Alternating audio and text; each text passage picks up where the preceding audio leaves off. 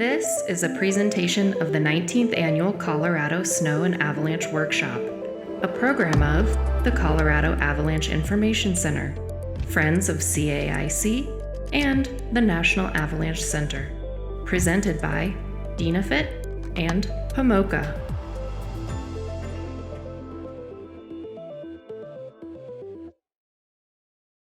Hello, I'm Simon Horton, a public avalanche forecaster with Avalanche Canada and a postdoc researcher at the Simon Fraser University Avalanche Research Program. My work focuses on developing new methods to forecast in data-sparse regions. About 10 years ago, Avalanche Canada recognized that computer models could one day help their forecasts, especially in areas where they have limited field observations. Around that time, they started to work with Bruce Jamison's group to explore ways of producing virtual snow profiles. Since then, that research has evolved to the point where this winter, Avalanche Canada is implementing a fully operational product that could start to change the way we think about the snowpack. For the past 3 years, I've worked with Pascal Hagley's group at SFU, and rather than working on the snow science aspects of virtual snow profiles, we focused on how we can use them to make user-friendly tools for practitioners. I'd like to acknowledge my colleagues who shared in this effort, including Pascal and his graduate students Florian, Stan, Moses, and Heather, and also the forecasting staff at Avalanche Canada. Our work is supported by MyTax, NSERC, Avalanche Canada, Helicat Canada, Mike Wigley Helicopter Skiing, Canadian Pacific, and the Canadian Avalanche Association. Our work has been inspired by looking at parallels between weather forecasting and avalanche forecasting. 100 years ago, weather forecasting was very manual. Forecasters would draw weather maps based on observations and extrapolate conditions based on their experience. This gradually changed as weather observation networks became more extensive and the emergence of computer models, to the point where today the majority of analysis is done with computers and the role of forecasters has shifted more towards model interpretation and providing weather-related services. I'd say avalanche forecasting is roughly where weather forecasting was in the 60s. Our observation networks are rapidly growing, and although there are computer models being used in the research world, they're rarely used operationally. In weather forecasting, there was a several-decade lag in the adoption of models, as forecasting over this period was still largely based on forecaster expertise. There were many barriers to handing tasks over to the computers, but the transition gradually took place, and by the early 2000s, models were fully integrated into operations. Understanding how these transitions took place provides a roadmap of how we can take advantage of new avalanche forecasting technologies. Snowpack models are an avalanche equivalent of weather models. They've been around since the 90s, with the two main models developed in France and Switzerland. How they work is they take weather observations and hour by hour over the course of the season, calculate when new snow layers get deposited and how they evolve over time. What you get at the end is a virtual snow profile, typically representing conditions next to the weather station where measurements were made. A lot of work has been done to accurately predict the detailed properties of each layer in these virtual profiles. However, these models are mainly used for research purposes. Barriers to using them operationally are not only trusting the quality of the predictions, but there's also been issues with making the model output simple and relevant to forecasters. The goal of our work at SFU has been to take these snowpack models and make them more user-friendly based on our relationships with practitioners, tackling some of the barriers to their adoption, including relevance, interpretability, and integrity. First is relevance. If we look to how weather models were first used by forecasters in the early 70s, they were only really used to provide guidance on the upper airflow, to provide a jet stream forecaster. And then forecasters would use their traditional methods and expertise to fill in the specific details. With that in mind, we think one of the most relevant applications of snowpack models is to help forecasters get a big picture view of the snowpack. However, this is kind of difficult because we don't have established ways to track the snowpack in this way. In an attempt to do this, we set up an infrastructure to simulate the regional scale snowpack across Western Canada. We use weather data from the Canadian high-res weather forecast model to do our simulations. We select a sample of grid points that cover different mountain ranges at representative elevation bands, and each day produce about 3,000 virtual snow profiles at locations we think will show us the big picture trends. The setup won't be able to pinpoint the specifics of when and where an avalanche will release, but can hopefully prompt forecasters' mental models of how the snowpack is evolving in different areas over the course of the season. We clearly have a challenge with interpreting this amount of information. 3,000 snow profiles is a lot. We've tackled this two ways, visually and numerically. Working with visual analytics researchers who specialize in big data has been a huge boost to our work. In the avalanche world, we work with complex, messy data sets, and as forecasters, we have internal methods of interpreting this information and keeping track of conditions. The field of visual analytics provides lessons in how we can visualize our data in ways that effectively build our mental models of conditions. In our case, we've identified our goal as using snowpack models to improve our understanding of avalanche problems. By clearly defining this goal, we can construct visualizations that intuitively use data to answer the four questions about problems. What problems exist, where, how big, and how likely. We've applied visual analytics principles to design interactive tools that help us understand regional scale snowpack patterns. Each visualization addresses a specific question about avalanche problems and emphasizes the most relevant features of the data.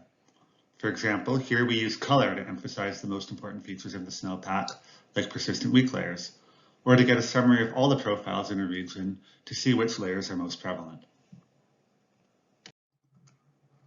Other tools allow forecasters to explore which parts of the region and what type of terrain features have different snowpack features. We recently published a paper covering these design principles, and moving forward, every tool we develop will keep these in mind to create informative tools. Effective visualization does a lot to help us interpret 3,000 snow profiles. However, we can also use numeric methods to help with this. Florian, our PhD student, has been working on applying a method known as dynamic time warping to compare different snow profiles. It's a method commonly used in signal processing and speech recognition. What it does is it takes two profiles and determines the similarity of each layer based on the depth, hardness, and grain types, and then finds the best match between each layer to align the two profiles. The result is you can take two profiles and make a pairwise comparison of each layer. This opens the door to doing all types of interesting numeric analysis. For example, if we have a group of profiles, we can make comparisons between every profile in the group. In this image, profiles that are similar are placed closer together. We can then do statistical clustering to create groups of similar profiles. In this example, we show 3 different clusters. We can also calculate which profile best represents each group, creating a representative profile. Here, a representative profile for each group is highlighted. We're just starting to experiment with the many possible applications of this statistical method. Over the past few years, we've worked closely with Avalanche Canada to iteratively test these designs and ideas.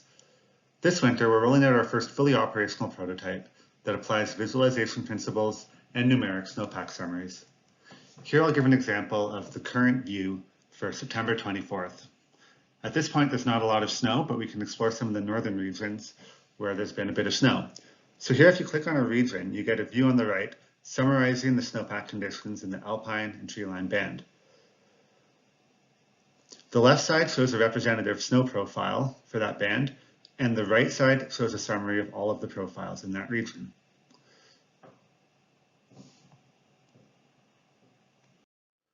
We also have an operational tool that applies the clustering algorithm.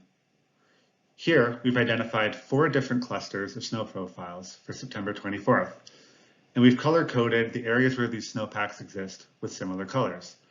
So here we have the yellow cells, blue, green, and red.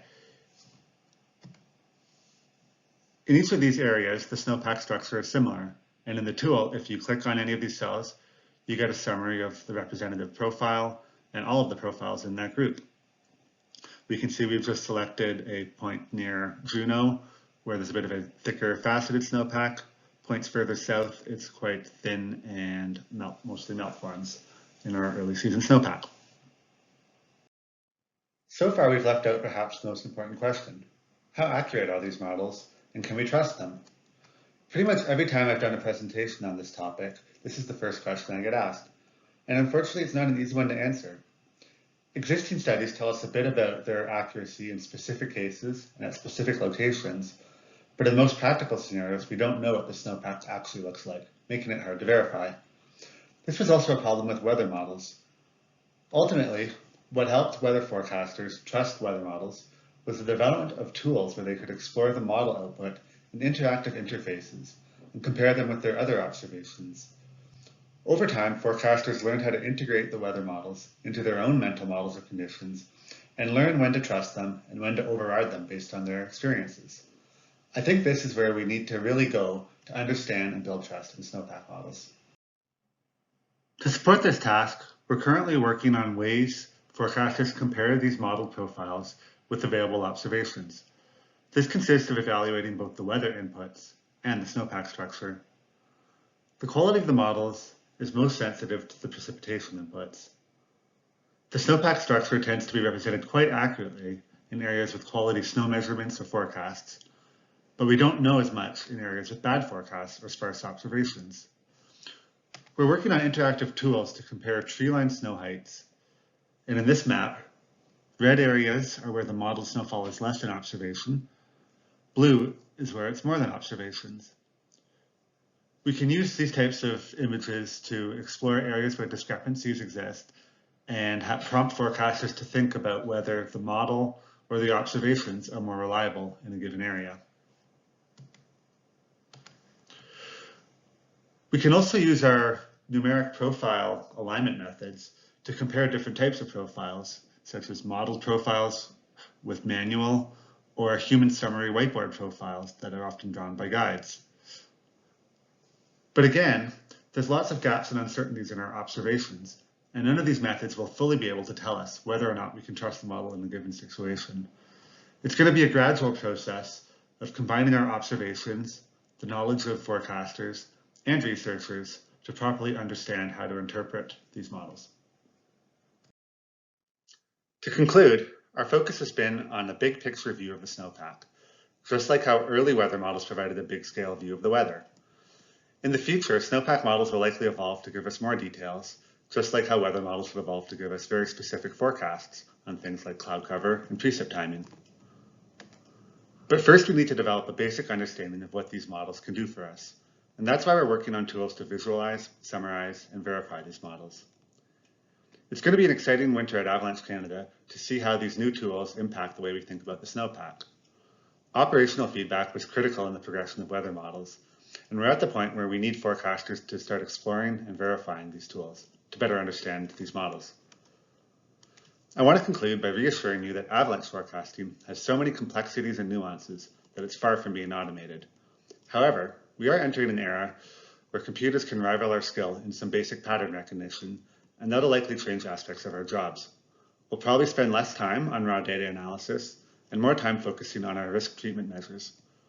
Given this trend, I encourage you to get engaged and learn about new ways of understanding avalanche conditions, like snowpack models, so that you can have a say about their future role in avalanche forecasting.